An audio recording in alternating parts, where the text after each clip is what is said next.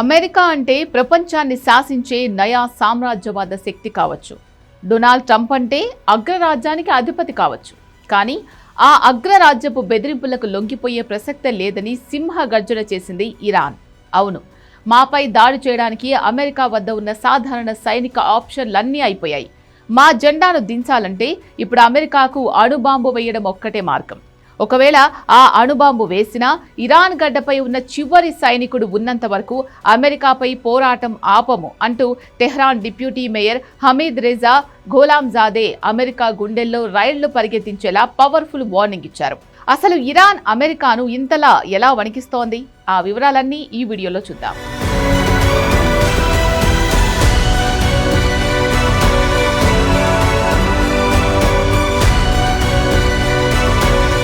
సాధారణంగా అమెరికా పేరు చెప్తేనే చాలా దేశాలు వణికిపోతాయి. కానీ దశాబ్దాలుగా అమెరికా ఆంక్షలు ఎదుర్కొని సొంత కాళ్లపై నిలబడిన ఇరాన్ ధైర్యం వేరు. ఒక ఇంటర్వ్యూలో డిప్యూటీ మేయర్ ఘోలాంజాదే అత్యంత పవర్ఫుల్గా మాట్లాడారు. అమెరికా తన అధునాతన సైనిక శక్తితో ఇరాన్ను లొంగదీసుకోవాలని చూసిందని, కానీ ఇరాన్ డిఫెన్స్ సిస్టమ్ ముందు వాషింగ్టన్ పప్పులు ఉడకలేదని స్పష్టం చేశారు. సంప్రదాయ యుద్ధంలో ఇరాన్ను ఓడించడం అమెరికా వల్ల కాదని, అందుకే ఇప్పుడు వారు కేవలం న్యూక్లియర్ బాంబింగ్ అనే ఆఖరి ఆప్షన్ వైపు చూస్తున్నారని ఆయన ఎండగట్టారు. అణుబాంబులకు భయపడి ఆత్మ గౌరవాన్ని తాకట్టు పెట్టే దేశం ఇరాన్ కాదని ప్రపంచానికి చాటి చెప్పారు. ఇరాన్ బలం కేవలం ఆయుధాల్లోనే లేదు, అక్కడి ప్రజల ఐక్యతలో ఉంది. Iran supreme leader Ayatollah Ali Khamenei మరణం తర్వాత దేశాన్ని మానసికంగా దెబ్బతీయాలని శత్రువులు చూశారు. ఖమేనీ అంత్యక్రియల ఊరేగింపును లక్ష్యంగా చేసుకుని దాడులు చేయాలని అమెరికా, ఇజ్రాయెల్ కుట్రలు పన్నాయని ఇరాన్ ఘోరంగా ఆరోపించింది. కానీ అక్కడ ఏం జరిగింది?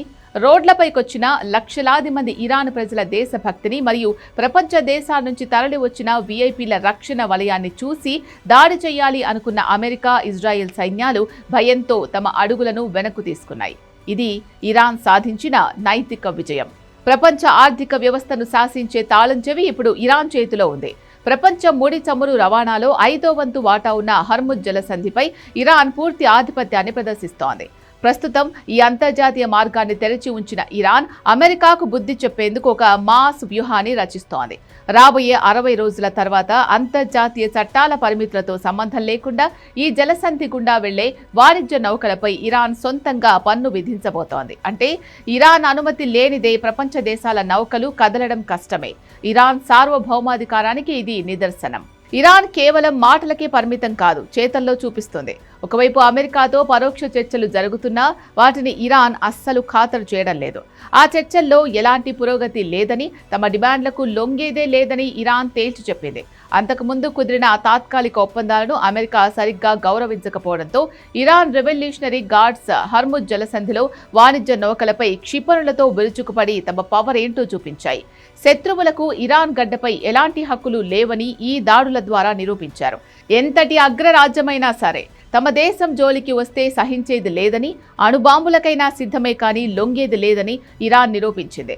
ట్రంప్ లాంటి మొండి నాయకుడికి ఇరాన్ ఇచ్చిన ఈ గట్టి కౌంటర్ ఇప్పుడు ప్రపంచవ్యాప్తంగా సంచలనంగా మారింది.